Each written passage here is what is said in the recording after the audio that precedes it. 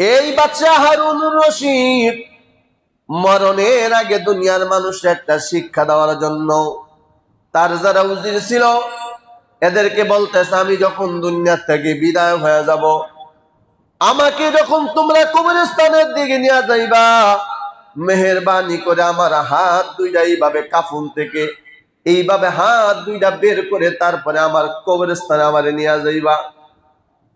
ভক্তরা ডাক দেয়, কেন? বয় কেন জবাবটা পরে দেব, আগে যা বলছি তাই করো।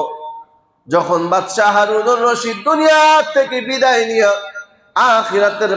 আখিরাতের দিনে যখন পারি জমায়, ভক্তরা কথা অনুযায়ী দুইটা হাত এইভাবে কাফন থেকে বের করে মানুষকে দেখায় দেখায় কবরস্থানের দিকে নিয়ে যায়। যারা দুনিয়াদার গোলাম, দুনিয়ার মোহাব্বত যাদের কলবে বেশি, তারা ডাক দেখা, দেখ দেখ বাদশা হারুনুর রশিদ কত বড় নেমুখ হারাম, মরণের সময় চান্দা চায়। নাউজুবিল্লাহ বলেন। দেখ কত বড় নেমুখ হারাম, জালেম বাদশা মরণের সময়ও কাফনের ভিতর থেকে হাত বার করে আমাদের কাছে চান্দা চায়। এবার আল্লাহ ওয়ালারা জবাব দেয়, না না, বাদশা হারুনুর রশিদ তোমাদের কাছে চান্দা চায় না, টাকা পয়সা চায় না, বরং বাদশা হারুনুর রশিদ সবক দেয়া দেয়, আরে দুনিয়ার মানুষ, আমি বাদশা হারুনুর রশিদ সাত মুল্লুকের বাদশা থাকা সত্ত্বেও আমি কবরে যাওয়ার সময় খালি হাত কিছু নিতে পারি নাই। জোরে জোরে কন্যা সুবহানাল্লাহ। মৌত কসম জাহায় গাফিল, ইখতিতামে জিন্দেগি, মৌত কসম জাহায় গাফিল, ইখতিতামে জিন্দেগি, दर हकीकत मौत है सुबह जवां में जिंदगी, जगा जी लगाने के दुनिया नहीं है, जगा जी लगाने के दुनिया नहीं है, इबरत की जा है तमाशा नहीं है। जोरे जोरे कन्ना सुबहानाल्लाह। আমার বাবা, তাহলে যে কথাটা বুঝাইতে চাই, হাত ধরি পায়ও পরি, যুবক ভাই ও বৃদ্ধ বাবা, দুনিয়ার গোলামির পিছনে পড়িও না। এটা একটা ধোঁকা বা জিন্দেগি, এটা একটা নেমুখ হারাম, একটা স্বার্থপর। এজন্য মুহতারাম হাজিরিন, ভালোভাবে একটু বিচক্ষণার সাথে লক্ষ্য করে দেখবেন, যারা দুনিয়ার গোলাম হয়ে যায় তারাও যেমন দুনিয়াতে কেমন জানি একটা স্বার্থপর ভাব তাদের ভিতরেও আছে না নাই। বিসমিল্লাহির রহমানির রহিম। يا أيها الذين آمنوا كتب عليكم الصيام كما كتب على الذين من قبلكم كما كتب على الذين من قبلكم لعلكم تتقون.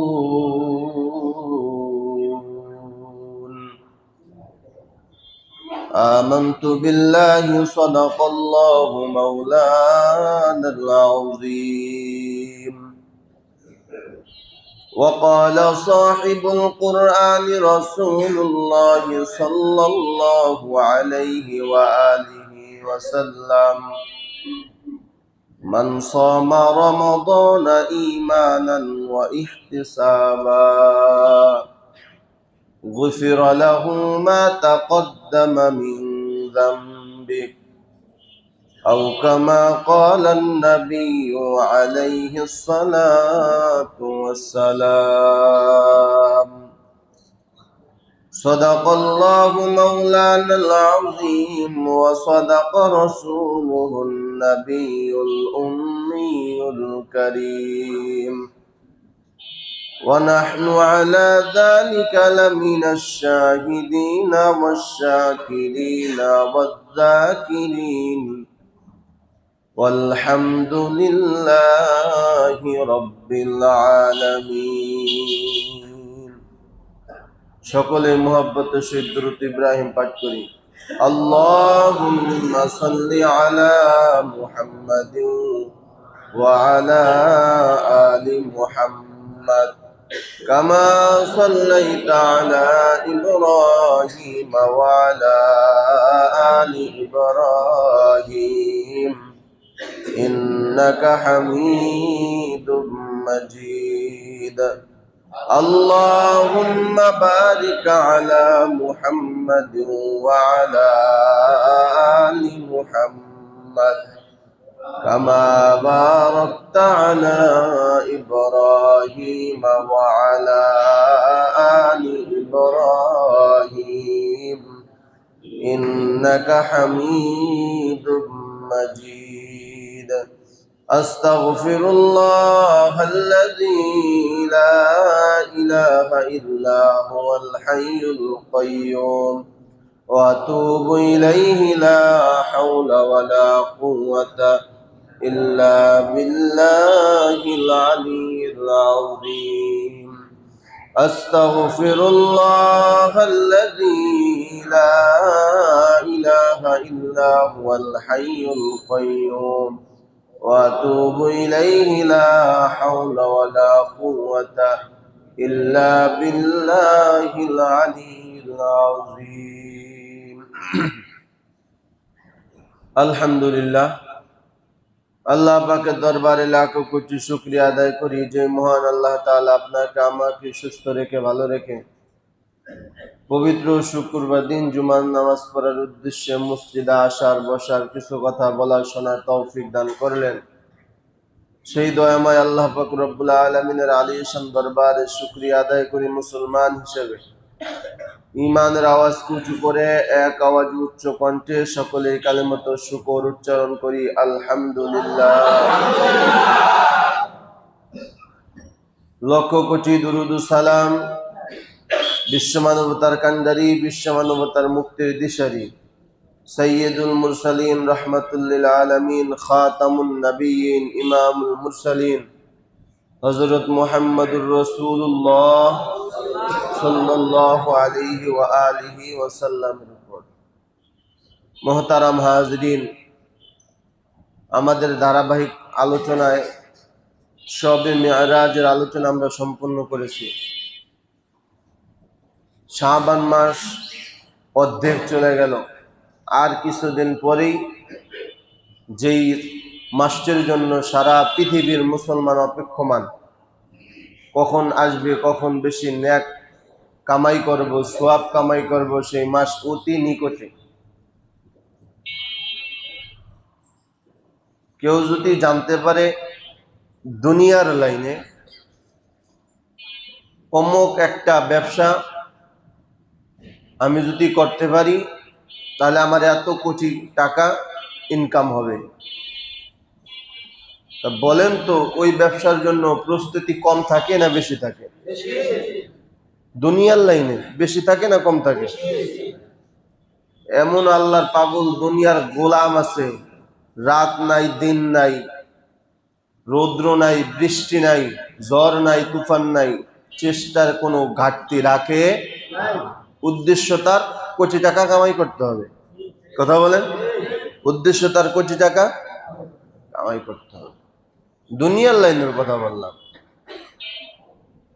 এবার রসুল বলেন, শোনো, দুনিয়ার লাইনে যদি কোটি টাকার মোহে পড়ে লোভে পড়ে এত কষ্ট, এত ধৈর্য, এত চেষ্টা বিসর্জন দেওয়ার মাধ্যমেও যদি ওই কোটি টাকা হাসিল করতে চাও, যেই কোটি টাকার কোনো গ্যারান্টিও নাই, ওয়ারেন্টিও, কথা বলেন, খুব খেয়াল করবেন,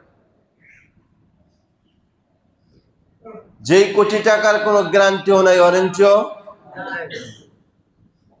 আজকে কোটি টাকা কামাই করলেন, আগামীকালকে আপনি কবরের বাসিন্দা হয়ে যেতে পারেন। আছে লাভ এই টাকা?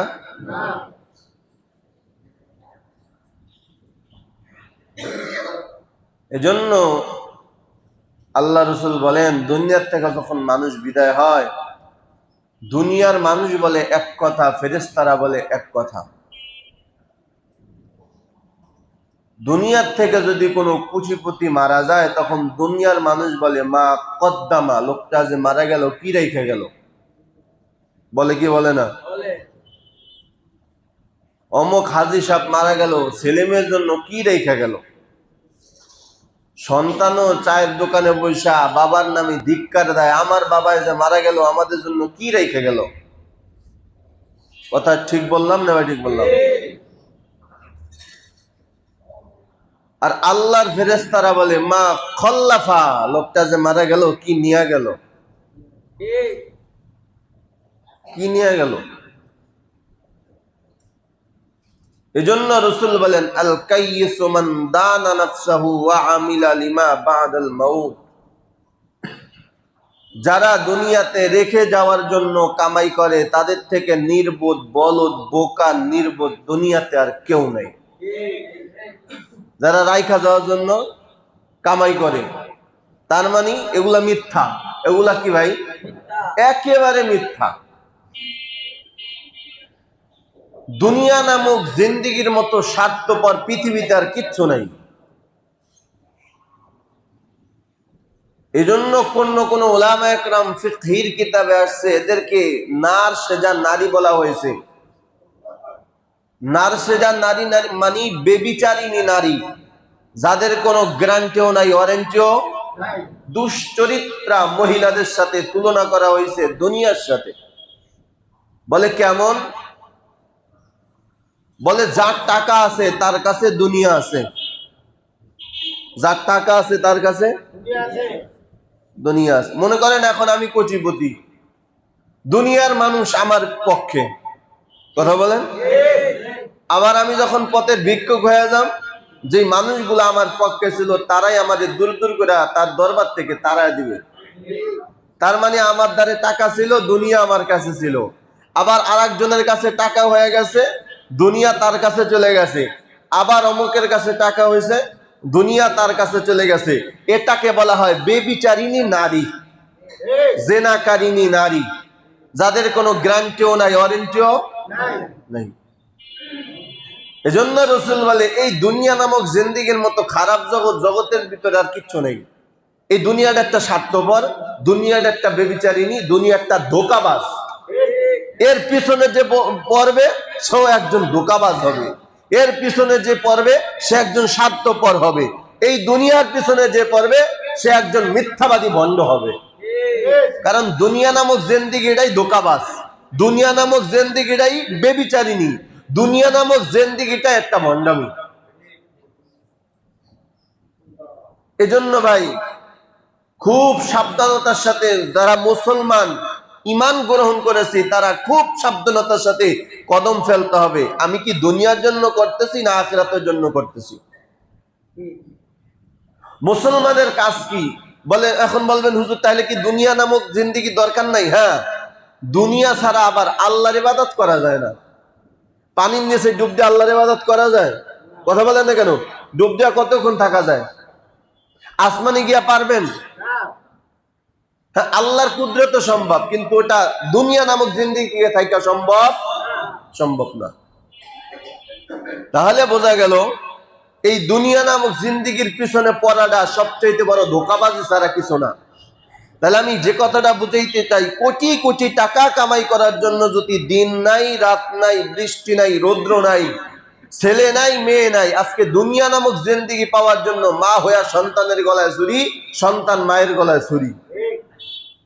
এই রাসূল এই মানুষগুলার ব্যাপারে বলেন আল কাইয়িসু মান দানা নাফসাহু ওয়া আমিলা লিমা বাদাল মাউত। যারা দুনিয়া নামক জিন্দেগির পিছনে পড়ে নিশ্চিত আখিরাতের জিন্দেগিতে ছেড়ে দেয়, তাদের মতো নির্বোধ বড় বোকার দুনিয়ার ভিতরে কেউ নাই, কেউ নাই। কারণ আমি দেখতেছি আমার চোখের সামনে আমার দাদা মারা গেল, কিচ্ছু নিয়ে যেতে পারেনি। আমার চোখের সামনে আমার বাবা মারা গেল, এই যে বাবা এত কষ্ট করে হালাল হারাম তমিজ না করে, তফাৎ না করে, সুদের টাকায়, ঘুষের টাকায়, হারাম টাকা দিয়া বিল্ডিং বানাইছে, আমার বাবার সাথে একটা বিল্ডিং এর ইট পর্যন্ত যায় নাই। কথা খুব খেয়াল করেন। আমার চোখের সামনে আবার বাবাটা মারা গেল, আমার বাবাই কোটি কোটি টাকা সোনালী ব্যাংকে, রূপালী ব্যাংকে, ডাচ বাংলা ব্যাংকে রাখলো, একটা টাকা আমার বাবার সঙ্গে গেল না। আমি তাকায় দেখতেছি। এজন্যই বললাম জানাজার সামনে দাঁড়াইয়া ওয়াজ করার কোনো কিছুই নেই। এই ওয়াজ করে না, বরং প্র্যাকটিক্যালে দেখায় দেয় ওয়াজ। যে মায়েরটা মারা যায় সে প্র্যাকটিক্যালে দেখায় দেয় যে দুনিয়ার মানুষ দেখো আমি যে যাইতেছি, আমি এত বড় ক্ষমতা ধরতেছি, আমি যাওয়ার সময় খালি আর কিতাবের ভিতরে আছে বাদশাহ হারুনুর রশিদ রাহমাতুল্লাহি আলাইহি, যাকে আমরা 7 মুলুকের বাদশা বলি, বাদশাহ সিকান্দার বলেন বা হারুনুর রশিদ বলেন। এই বাদশাহ হারুনুর রশিদ মরণের আগে দুনিয়ার মানুষের একটা শিক্ষা দেওয়ার জন্য তার যারা উজির ছিল এদেরকে বলতেছে, আমি যখন দুনিয়া থেকে বিদায় হয়ে যাব, আমাকে যখন তোমরা কবরস্থানের দিকে নিয়ে যাইবা, মেহেরবানি করে আমার হাত দুইটা এইভাবে কাফন থেকে এইভাবে হাত দুইটা বের করে তারপরে আমার কবরস্থানে আমার নিয়ে যাইবা। ভক্তরা ডাক ডাকে, কেন বয়, কেন জবাবটা পরে দেব, আগে যা বলছি তাই করো। যখন বাদশাহ হারুনুর রশিদ দুনিয়া থেকে বিদায় নিয়ে আখিরাতের দিনে যখন পারি জমায়, ভক্তরা কথা অনুযায়ী দুইটা হাত এইভাবে কাফন থেকে বের করে মানুষকে দেখায় দেখায় কবরস্থানের দিকে নিয়ে যায়। যারা দুনিয়াদার গোলাম, দুনিয়ার মোহাব্বত যাদের কলবে বেশি, তারা ডাক দেখা, দেখ দেখ বাদশাহ হারুনুর রশিদ কত বড় নেমো খারাম, মরণের সময় চান্দা চায়। নাউজুবিল্লাহ বলেন। দেখ কত বড় নেমো খারাম জালেম বাদশাহ, মরণের সময়ও কাফনের ভিতর থেকে হাত বার করে আমাদের কাছে চান্দা চায়। এবার আল্লাহ ওয়ালারা জবাব দেয়, না না, বাদশাহ হারুনুর রশিদ তোমাদের কাছে চান্দা চায় না, টাকা পয়সা চায় না, বরং বাদশাহ হারুনুর রশিদ সবক দেয়, আরে দুনিয়ার মানুষ, আমি বাদশাহ হারুনুর রশিদ 7 মুলুকের বাদশাহ থাকা সত্ত্বেও আমি কবরে যাওয়ার সময় খালি হাত কিছু নিতে পারি নাই। জোরে জোরে কন্যা সুবহানাল্লাহ। মৌত কসম জাহায় গাফিল, ইখতিতামে জিন্দেগি, মৌত কসম জাহায় গাফিল, ইখতিতামে জিন্দেগি, दर हकीकत मौत है सुबह जवां में जिंदगी, जगा जी लगाने के दुनिया नहीं है, जगा जी लगाने के दुनिया नहीं है, इबरत की जा है तमाशा नहीं है। जोरे जोरे कन्ना सुबहानाल्लाह। আমার বাবা, তাহলে যে কথাটা বুঝাইতে চাই, হাত ধরে পায়ও পরি যুবক ভাই ও বৃদ্ধ বাবা, দুনিয়ার গোলামির পিছনে পড়িও না। এটা একটা ধোঁকাবাজ জিন্দেগি, এটা একটা নেমো খারাম, একটা স্বার্থপর। এজন্য মুহতারাম হাজিরিন, ভালোভাবে একটু বিচক্ষণার সাথে লক্ষ্য করে দেখবেন, যারা দুনিয়ার গোলাম হয়ে যায় তারাও যেমন দুনিয়াতে কেমন জানি একটা স্বার্থপর ভাব তাদের ভিতরেও আছে না নাই? দুনিয়া নামক যেমন জিন্দেগি যেমন স্বার্থপর ধোঁকাবাজ, ঠিক দেখবেন যারা এই দুনিয়ার মোহাব্বতে বসে তারাও কেমন জানি মানুষের সাথে ধোঁকাবাজি করে। কারণ দুনিয়ার মোহাব্বত তার কলবে গেছে, সেই দুনিয়ার মোহাব্বতের আসর তার কলবের ভিতরে আসর করছে। ঠিক বললাম না ভাই? ঠিক বললাম। এজন্য আল্লাহ রাসূল বলে, আল কাইসু মান দানা নাফসাহু ওয়া আমিলা লিমা বাদাল মাউত। আল্লাহ রাসূল বলে, জ্ঞানী কে জানুনি? কয় ওই ব্যক্তি হলো পৃথিবীর ভিতরে সবচেয়ে বড় জ্ঞানী। আল কাইস মান দানা নাফসাহু, যেই মানুষটা বসে বসে চিন্তা ফিকির করে, আমি কোথায় ছিলাম, কোথায় আছি, আবার কোথায় রওনা করছি, আমার আসল ঠিকানা কোথায়, ওই জিন্দেগি তালাশ করার মাধ্যমে দুনিয়ার মোহাব্বত যে ছেড়ে দেয়, আখিরাতের মোহাব্বত অন্তরে জমা করে, নবী বলেন তার থেকে বড় জ্ঞানী পৃথিবীতে আর কেউ নাই। সুবহানাল্লাহ। আল্লাহ রাসূল সাল্লাল্লাহু আলাইহি ওয়াসাল্লাম জ্ঞানী মানুষের পরিচয় দেয়, অথচ যারা দুনিয়ার মোহাব্বতে পাগল হয়ে গেছে তারা মনে করে বড় বড় বক্তৃতা দিতে পারলেই বড় জ্ঞানী। ঠিক বললাম না? ঠিক বললাম। বড় বড় ডক্টর হতে পারলেই বড় জ্ঞানী, বড় বড় ইঞ্জিনিয়ার হতে পারলেই বড় জ্ঞানী, বড় বড় বিল্ডিং বানাইতে পারলেই বড় জ্ঞানী। না রে বাবা। এজন্য আল্লাহ পাক রব্বুল আলামিন জ্বলন্ত প্রমাণ দিয়া কয়, দুনিয়াতে এমন ইঞ্জিনিয়ার আছে যদি 20 তলা বিল্ডিং করে ভুল হওয়ার সম্ভাবনা আছে না? আছে না নাই?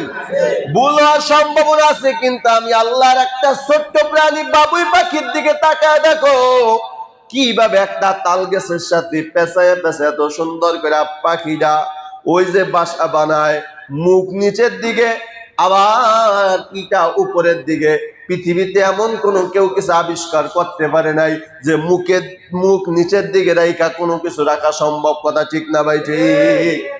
বাবুই পাখির পাখা বাসা সবাই দেখছেন? তাদের মুখ কি উপরের দিকে না নিচের দিকে? এই জ্ঞান দান করছেন কে? এজন্য আল্লাহ কয় ইঞ্জিনিয়ার হইয়া অহংকার করার কোনো সুযোগ নাই। আল্লাহ তাআলা বলেন এটা বড় জ্ঞানী না। যদি বলো ইঞ্জিনিয়ার হতে পারলে সবচেয়ে বড় জ্ঞানী, তাহলে পৃথিবীর ভিতরে সবচেয়ে বড় জ্ঞানী হলো বাবুই পাখি। ঠিক বললাম না ভাই? ঠিক বললাম। এর জন্য মুহতারাম হাজিরিন, আল্লাহ রাসূল বলেন বড় বড় বক্তৃতা দিতে পারলে তুমি জ্ঞানী না, বড় বড় ডক্টর পাস করতে পারলে তুমি জ্ঞানী না, ইঞ্জিনিয়ার হতে পারলেই তুমি জ্ঞানী না। বরং আল্লাহ রাসূল সাল্লাল্লাহু আলাইহি ওয়াসাল্লাম বলেন যেই ব্যক্তিরা চিন্তা ফিকির করে আমি কোথায় ছিলাম, কোথায় আছি, আবার কোথায় রওনা করেছি, এই চিন্তা ফিকির নিয়ে জীবনটারে কাটায় দেয়, দুনিয়ার মোহাব্বতে পড়ে না, ওই মানুষটাই পৃথিবীর ভিতরে সবচাইতে বড় জ্ঞানী। চিৎকার মেরে কর না সুবহানাল্লাহ। আমার বাবা বাদশা হারুন রশিদের জামানায় একজন পাগল, নাম তার বাহলুল রহমাতুল্লাহি আলাইহি। এই বাহলুল রহমাতুল্লাহি আলাইহি বাদশা হারুন রশিদের দরবারে আসতো। বাদশা হারুন রশিদ তার নিয়ে খুব মজা করতো, হাসি ঠাট্টা করতো। লোকটা হলো পাগল। লোকটা কি?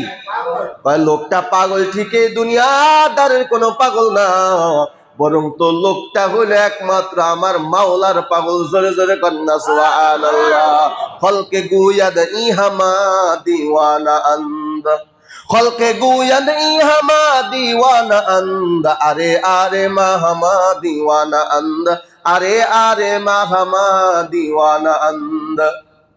বাদশা হারুন রশিদ দরবারে আল্লাহর ওলি বাহলুল রহমাতুল্লাহি আলাইহি পাগলের বেশে থাকতেন, গরিব হালতে থাকতেন। একদিন বাদশা হারুন রশিদ ডাক ডাকা, বাহলুল রে, তোর আমি একটা লাঠি দিলাম, লাঠি, এই লাঠিটা তোর আমি উপহার দিলাম। তোর যদি মনে হয় যে পৃথিবীর ভিতরে তোর থেকে বড় বলো তার নেমোখারাম কেউ আছে, নেমোখারাম না, তোর থেকে বড় বোকা এবং তোর থেকে বড় নির্বোধ যদি কাউরে পাও তাহলে লাঠিটা দিয়া দিবি। তার মানে বাদশা হারুন রশিদের উদ্দেশ্য কারে বোকা বানানো? বাহলুল রে। কথা বুঝে নো? আজ বাহলুল রহমাতুল্লাহ আলাইহিকে লাঠি দিছে, উদ্দেশ্য কি? কয় কারো যদি নির্বোধ পাও তারে লাঠিটা দিয়া দিবি। এখন বাদশা হারুন রশিদ লাঠি দিতেছে কারে? কথা কয় না, বাহলুলে দিতেছে না। তার মানে বাদশা হারুন রশিদ বুঝাইতে চায় তোর থেকে বড় নির্বোধ আর কেউ এটাই বুঝাইতে চাইছে। বাদশা হারুন রশিদ রাহমাতুল্লাহ আলাইহি যখন লাঠিটা দিয়া দেয়, লাঠিটা নিয়া এবার বাহলুল রহমাতুল্লাহ বাড়ির দিকে রওনা। বাড়ি যায়, একদিন যায়, 2 দিন যায়, 1 সপ্তাহ 2 সপ্তাহ পেরি হয়ে যায়। পাগল বাহলুল রহমাতুল্লাহ আলাইহি বাদশার দরবারে আর আসে না। হঠাৎ বাদশা হারুন রশিদ রহমাতুল্লাহ আলাইহি মুমূর্ষ অবস্থা, মারা যাবে অবস্থা। আমার বাবা খুব মনোযোগ সহকারে ঘটনাটা শুনেন। বাদশা হারুন রশিদ রাহমাতুল্লাহি আলাইহি জীবনটা বের হয়ে যাবে অবস্থা, মুমূর্ষ ভাব ভিতরে চলে আসছে। উজিরদেরকে বাদশা হারুন রশিদ ডাক ডাকা, উজিরদের তাড়াতাড়ি যা আমার সালামটা বাহলুলের কাছে দিবি যে বাদশার মুমূর্ষ অবস্থা, বাদশা তোমার সাথে একটু সাক্ষাৎ করতে চায়। সুবহানাল্লাহ। এই বাদশা হারুন রশিদ বাহলুলের পাগল বলতে কেন কিতাবে লেখে, তার একটা কারণ হলো বাহলুল রহমাতুল্লাহ সবসময় কবরের পাশে বসে থাকতো। কোন জায়গায়? কবরের পাশে সব সময় বসে থাকতো। এই বাহলুল রহমাতুল্লাহি আলাইহি এই কারণে পাগল বলে।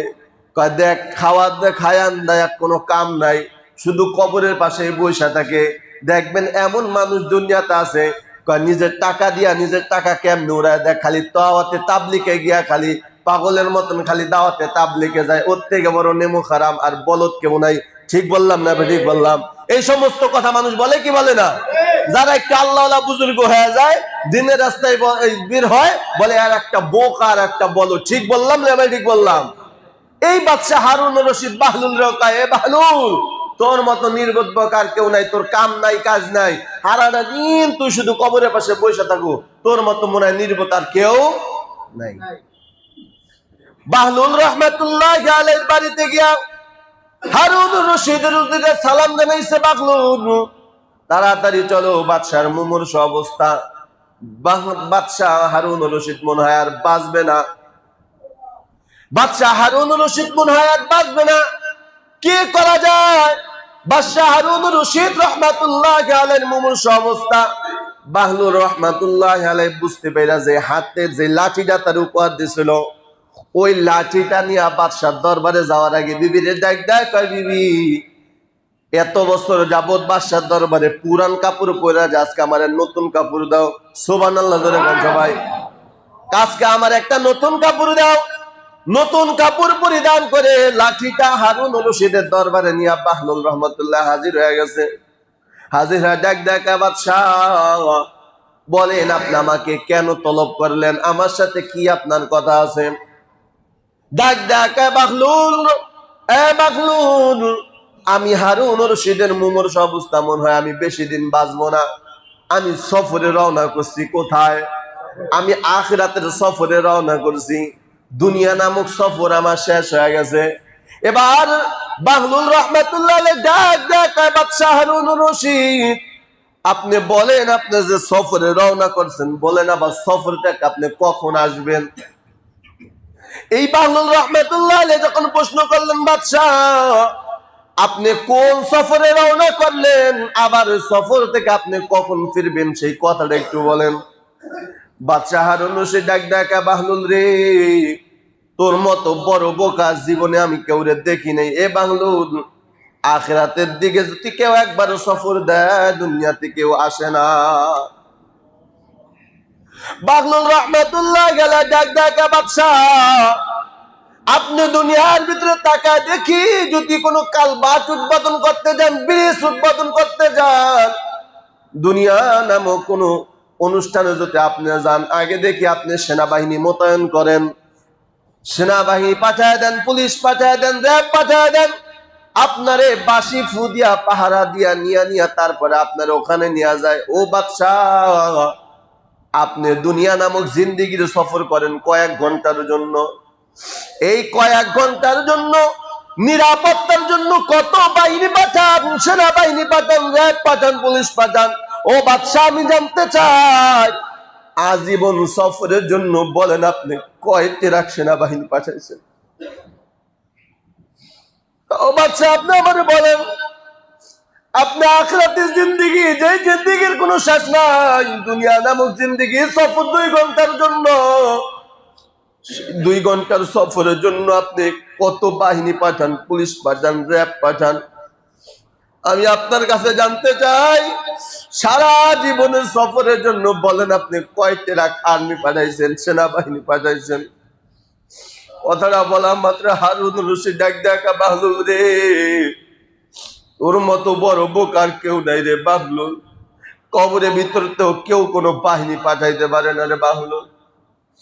এবার ডাক দেখা, বাদশাহ আপনি আমাকে বলেন, আপনি যখন দুনিয়ার কোনো 2 ঘন্টার সফরের জন্য যান, কত খাওয়া দাওয়ার ব্যবস্থা করেন? ও বাদশাহ, আমি জানতে চাই আজীবন সফরের জন্য কি খাবারের ব্যবস্থা করছে? এই কথাটা বলা মাত্র হারুন রশিদ চিন্তায় বেড়ে গেল, বাহলুল যা বলতেছে তো সঠিক কথা বলতেছে। হারুন রশিদ ডাক দেখা, বাহলুল তোর চেয়ে বড় বোকার কেউ নাই, কবরের জিন্দেগিতে কেউ কিছু নিয়ে যাইতে পারে না বাহলুল।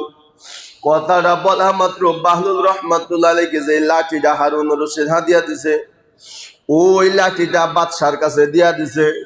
ডাক দেখা, বাদশাহ আপনি কবরে যদি কিছুই নিয়ে যাইতে না পারেন, তাহলে আপনি নিজেই ভাবেন আপনার থেকে বড় নির্বোধ বোকার কেউ নাই। আমি এই কারণে বারবার কবরস্থানে বসে থাকি, কারণ মরণের পর আমার ঠিকানা হবে কবর। আর আপনি এই যে প্রাসাদের ভিতরে ঘুমায় থাকতেন, কবর নিয়ে কোনো টেনশন নাই। আমি সারাদিন যেই জায়গায় বসে থাকি, এখন তো আপনার সেখানেই যাইতে হবে। অতএব আপনি যাওয়ার আগে আমি সেখানে যাওয়ার জায়গাটা আমি পরিষ্কার করে রাখি, কবরটার আমি পরিষ্কার করে রাখি। কবরের ভিতরে যেন আল্লাহ আমার বাতি জ্বালা দেয়, কবরের ভিতরে যেন ফেরেশতারা আমার নিরাপত্তা দেয়। এই কারণেই আমি সব সময় কবরের ভিতরে পয়সা থাকি। আমার কবরে আমার ফেরেশতা গার্ড ওয়ার্ডার থাকবে, আমার ফেরেশতারা আমারে নিরাপত্তা দিবে। আমার কবরের ভিতরে আমার আল্লাহ তাআলা বাতি দিয়ে আমার সহযোগিতা করবে।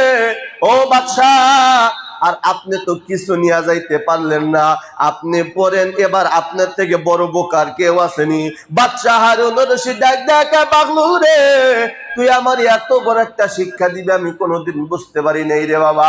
আমি আজকে আল্লাহর উপরে কসম খায়া বললাম, আমার থেকে বড় নির্বোধ বোকার কেউ নাই। চিৎকার মেরে কন্যা আল্লাহু আকবার। খলকে গুয়াদ ইহামা দিওয়ানা আন্দ, খলকে গুয়াদ ইহামা দিওয়ানা আন্দ, আরে আরে মাহামা দিওয়ানা আন্দ, আরে আরে মাহামা দিওয়ানা আন্দ। এ আমার বাবা, এই জন্য যারা দাওয়াতে তাবলিগে যায় তারা নির্বোধ বোকা না, যারা মাদ্রাসায় পড়ে তারা নির্বোধ বোকা না, যারা আল্লাহওয়ালাদের কাছে সময় দেয় তারা নির্বোধ বোকা না। বরং আমি চ্যালেঞ্জ দেয়া বললি, যারা দুনিয়ার মোহব্বতে পড়ে আখিরাতকে ছেড়ে দেয় তার থেকে বড় নির্বোধ বোকার জগতের ভিতরে কেউ নাই। ঠিক না ভাই? ঠিক। এই জন্য আমি এবার শুরুর কথায় যে আমি কি বলছিলাম, 1 কোটি টাকা পাওয়ার জন্য, আপনার অর্থ কামাই করার জন্য আপনি দিন রাত পরিশ্রম করলেন, রোদ্রে পুড়লেন, বৃষ্টিতে ভিজলেন, এই কোটি টাকা কামাই করার জন্য আপনার এত পেরেশানি, এত চেষ্টা। তাহলে সেই কোটি টাকা না, বরং আজীবন যেই জিন্দেগিতে আপনি শান্তিতে থাকবেন, সেই জিন্দেগিটারে সুন্দর করার জন্য সামনে একটা মাস আসতেছে, যার নাম হলো মাঘে রমজান। ঠিক না ভাই? অতএব আমার বাবাজিরা আমার, আমি যে কথাটা বুঝাইতে চাই, দুনিয়া নামক জিন্দেগির মুহাব্বতে পড়ে যদি আপনি এখন থেকে ওই 1 কোটি টাকা কামাই করার জন্য এত পরিশ্রম করেন, যেই টাকার কোনো ভ্যালু নাই, গ্যারান্টিও নাই, ওয়ারেন্টিও নাই, আর আপনার আজীবন জিন্দেগি সুন্দর করার জন্য সামনে যেই মাসটা আসতেছে, ওই মাসে যদি নেক আমল করতে পারেন, মাসের যদি পুরাপুরি হক আদায় করতে পারেন, ওটার গ্যারান্টিও আছে, ওয়ারেন্টিও আছে। কথা ঠিক কিনা? তাহলে আমাদের কি করণীয়? বলে আমাদের করণীয় হলো এখন থেকেই রমজান মাসের প্রস্তুতি গ্রহণ করা। কথা বলেন, এখন থেকে মাহে রমজানে কি করা ভাই? প্রস্তুতি গ্রহণ করা। 1 নাম্বার গ্রহণ করার পদ্ধতি হলো গুনাহ ছেড়ে দেওয়া। কি ছেড়ে দেওয়া? জোরে বলেন। 1 নাম্বার প্রস্তুতির মাধ্যম হলো, পদ্ধতি হলো গুনাহগুলা ছেড়ে দেওয়া। কমপক্ষে আস্তে আস্তে যত ছোট গুনাহগুলা আছে আস্তে আস্তে ছেড়ে দেওয়া। একবারে আল্লাহওয়ালা হওয়া যায় না। একবার আল্লাহওয়ালা হওয়া যায় না, না একবার আল্লাহওয়ালা হওয়া যায় না, আস্তে আস্তে হতে হয়। তবে আস্তে আস্তে প্রত্যেকটা গুনাহের জন্য আস্তে আস্তে তওবা করতে হবে, আর আল্লাহ তাআলার কাছে তৌফিক পেয়ে চাইতে হবে, মালিক রে, জীবন থাক আর যাক, আমি কোনোদিন এই গুনাহটা করব না, ওই গুনার জন্য তওবা করতে হবে। কথা ঠিক কিনা? এজন্য রমজান মাসের প্রস্তুতির জন্য 1 নাম্বার পদ্ধতি কি ছাড়া? সবাই বলে না, গুনাহ ছাড়া। 1 নাম্বার কি ছাড়া? গুনাহ ছাড়া।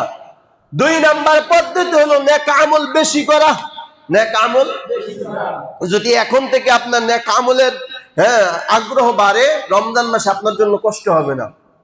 যেমন একটা উদাহরণ দিই, একটা বাস্তব উদাহরণ। আমি এই যে আমার সামনে যারা মুসল্লি, যারা নামাজ পড়ে, যে সভাপতি, সেক্রেটারি, কেশিয়ার, এবার এই যে সামনে যারা আসে, আমি অবনকল দৃষ্টিতে তাকায় দিই, সালাম ফিরাইতে দেরি, এই কর গুনতে দেরি হয় না। সুবহানাল্লাহ জানেন সবাই?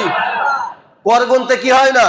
কথা বলেন, দেরি হয় না। তার মানে সালাম ফিরানোর সাথে সাথেই তার জবানে শাখায় সুবহানাল্লাহ, সুবহানাল্লাহ, সুবহানাল্লাহ। কথা ঠিক বললাম না? ঠিক বললাম। যাদের এই যে সালাম ফিরানোর পরে 3 তাসবিহ আদায় করার অভ্যাস আছে, আজ পর্যন্ত কেউ বইলা দিছে? কথা বলে না। আপনি সালাম ফিরানোর পর আপনি যে 3 তাসবিহ আদায় করবেন, এটা কেউ কি আপনারে বইলা দিতে হয়েছে? নাকি সালাম ফিরানোর পর অটোমেটিক সুবহানাল্লাহ আসে কি আসে না? যাদের আয়াতুল কুরসি পড়ার অভ্যাস আছে, দেখবেন সালাম ফিরানো মাত্র খাইলো না দাইলো ওই খবর নাই, আয়াতুল কুরসি অটোমেটিক জবানে এসে যায়। ঠিক বললাম না? ঠিক বললাম। তাহলে বোঝা গেল যদি আমলটারে আপনি নিজের জীবন গঠনের ভিতরে যদি একটা মাধ্যম বানায় নেন, আমলের প্রতি যদি আপনার আগ্রহ বাড়ায় নেন, রমজান মাসে আপনার জন্য কষ্ট হবে না। রমজান মাসে আপনার জন্য কোনো কষ্ট হবে না।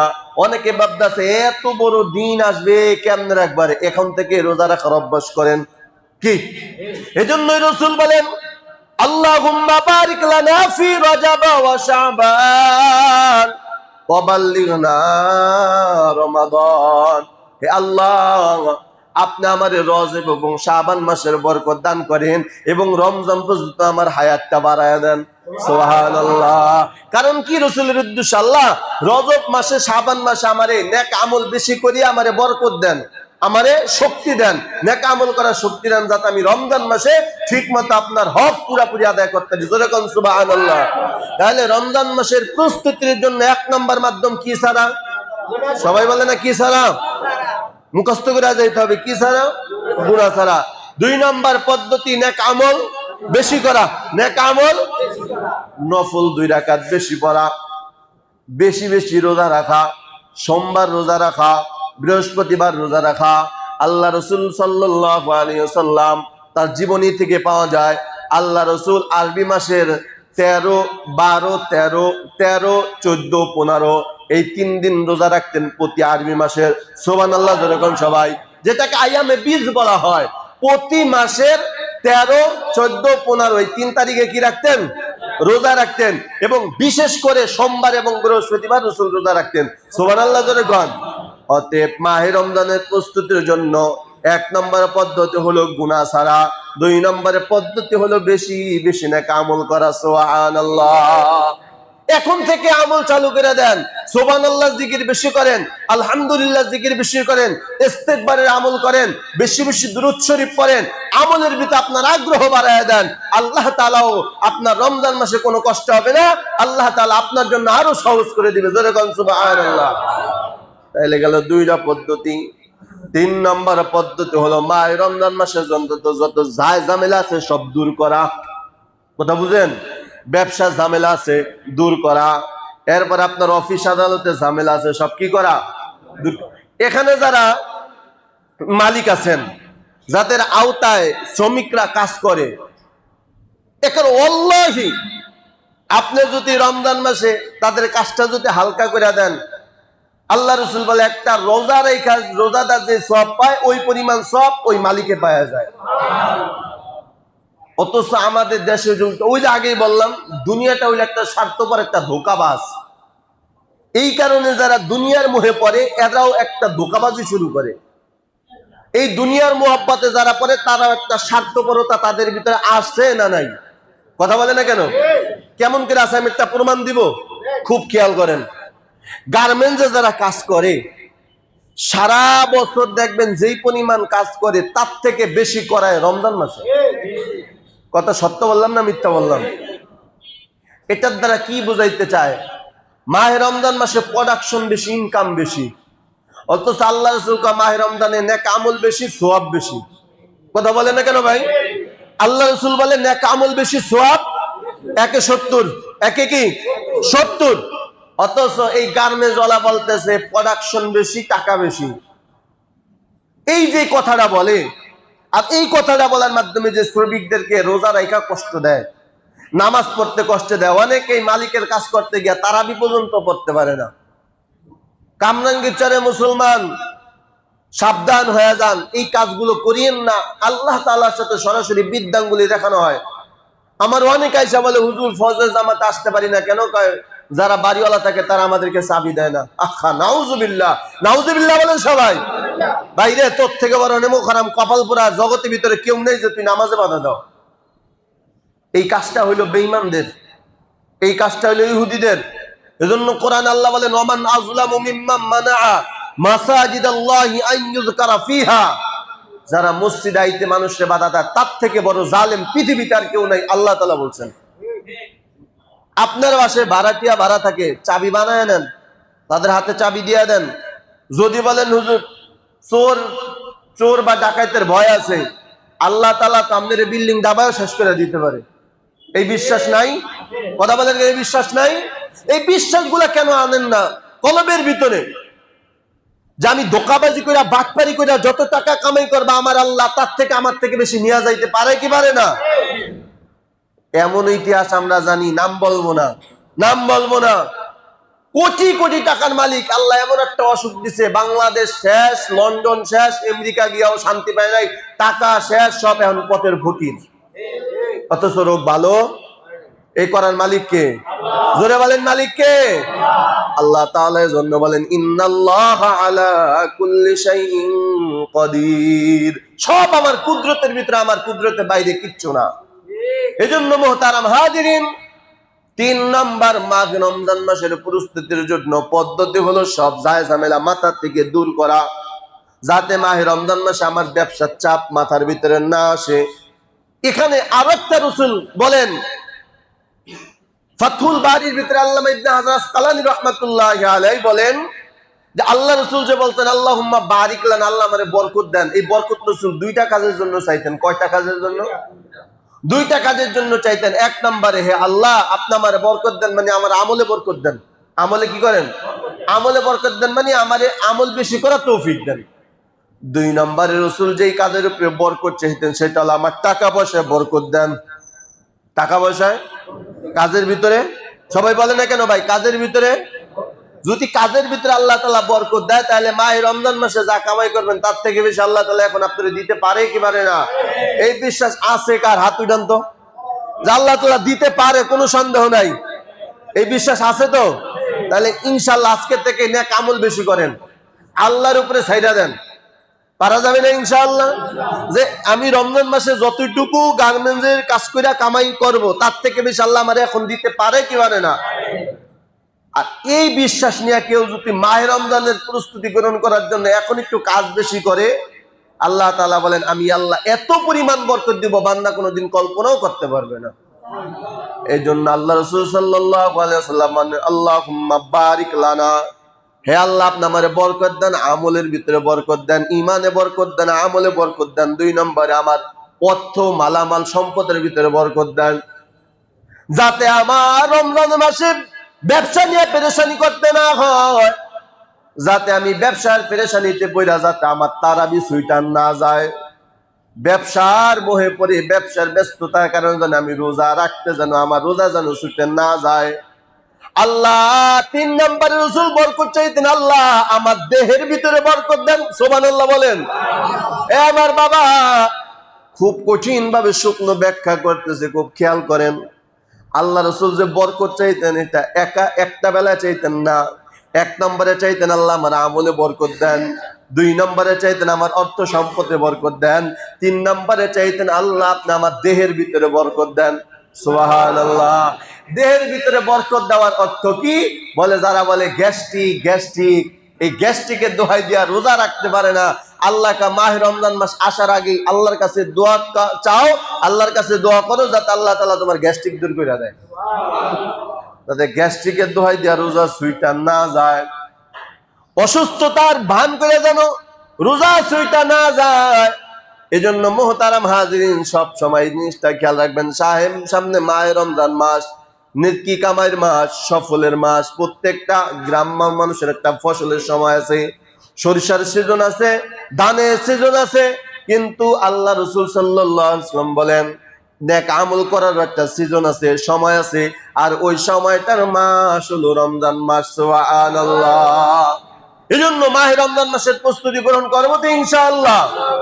এজন্য মাহে রমজান মাসের প্রস্তুতি গ্রহণ করার জন্য এখন থেকেই ব্যবসার ঝামেলা মিটিয়ে দাও, এবং যারা শ্রমিক থাকে তাদেরকে কাজ একটু বেশি করাও, প্রয়োজনে রমজান মাসে তাদের কাজটা হালকা করে দাও। খবরদার রোজাদারের উপরে কাজ চাপায় দিও না, ডিউটি বাড়ায় দিও না। এই কাজটা যদি করো, রোজাদার যেমন কষ্ট পায় আল্লাহ বলেন আমিও তেমন কষ্ট পাই। কথা ঠিক কিনা? কারণ কি? এখন শুনেন কারণটা কি। যে আমি যে এত বড় একটা কথা বললাম যে রোজাদারের কষ্ট দিলে আল্লাহ কষ্ট পায়, হুজুর এত বড় কথা কেন বললেন? শোনেন এবার। আল্লাহ তাআলা বলেন রোজাদারের সাথে আর আমার সাথে মাঝখানে কোনো পর্দা থাকে না। আল্লাহ পাক রব্বুল আলামিন বলেন সব আমল ফেরেশতার মাধ্যমে আমি আল্লাহ বুঝায় দিই। সব আমলের সওয়াব কার মাধ্যমে বুঝায় দেন? কিন্তু রোজার আমলটা, তাকওয়ার আমলটা একমাত্র আল্লাহ নিজ হাতে দেন। সুবহানাল্লাহ। এজন্য সাবধান, আমাদের ভিতরে যাতে এমন কোনো অলসতা না আসে, এমন কোনো ভাব যাতে না আসে। মেহেরবানি করে যারা বাড়িওয়ালা আছেন খবরদার চাবিটা দিয়ে দিয়েন, এ আল্লাহর বান্দাগুলারে ফজর নামাজ পড়ার সুযোগ দিয়েন। নিজেও পড়বেন মসজিদ আইসা, অসুস্থতার কারণে যদি পড়তে না পারেন বাসায় বইয়া পড়বেন। তবে বাড়িওয়ালাদেরকে কষ্ট দেওয়া যাবে, ধরে বলেন যাবে। আপনি যদি এতটুকু চাহিদা দেন, দেখবেন পাশের বাড়িতে ডাকাতি হবে। ডাকাতি হওয়ার কথা আপনার প্রথম আপনার বাড়িতে, অথচ ঘুরায় কেমন জানি পরের বাড়িতে ডাকাতি হচ্ছে। আপনার বাড়ি রক্ষা করছেন কে? আল্লাহ। কুদরত নাই আল্লাহ? আমার বাংলাদেশে বহু ঘটনা আছে, উপরে 6 তালা নিচে 2 তালা, উপরের তলায় আগুন জ্বলে নাই, নিচ তলায় আগুন জ্বলে নাই, মাঝখানে আগুন পুরা আগুন জ্বলছে কি জ্বলে নাই? এই কুদরত কার? এজন্য ভাই বিশ্বাস রাখবেন, যে কোনো কাজের জন্য পুরাপুরি বিশ্বাস রাখবেন যে আমি এই কাজটা করব, এই কাজটার ফল ইনশাআল্লাহ আসবেই আসবে। আমি আল্লাহর উপর তাওয়াক্কুল বিশ্বাস রাখলাম, তবে বেশি ছটফট করা যাবে না। আমরা বাঙালি হইলে অতি অস্থির, ওই যে সবে বরাতে বলছিলাম, অতি অস্থির, এখনই কবুল হতে হবে, এখনই টাকার মালিক হতে হবে, এখনই আমার এটা দরকার। না না, আল্লাহ আবার এত তাড়াহুড়া পছন্দ করে না, তাড়াহুড়া কোনো কাজ আমার আল্লাহ পছন্দ করে না। এজন্য আল্লাহ পাক রব্বুল আলামিন স্পষ্ট কোরআনের আয়াত দিয়া বলেন, ইন্নামা ইউওয়াফাস সাবিরুনা আজরাহুম বিগাইরি হিসাব। যার ভিতরে ধৈর্য নামক একটা মেডিসিন থাকবে, সে বিনা হিসাবে জান্নাতি। এজন্য আমরা ধৈর্য ধারণ করব, দোয়া করব, অবশ্যই দোয়া কবুল হয়।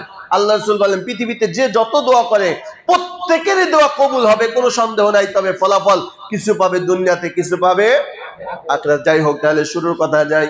আল্লাহ পাক রব্বুল আলামিন বলেন, সামনে মাহে রমজান মাস, এই মাহে রমজান মাসের প্রস্তুতি গ্রহণ করার 1 নম্বর পদ্ধতির নাম কি ছাড়া?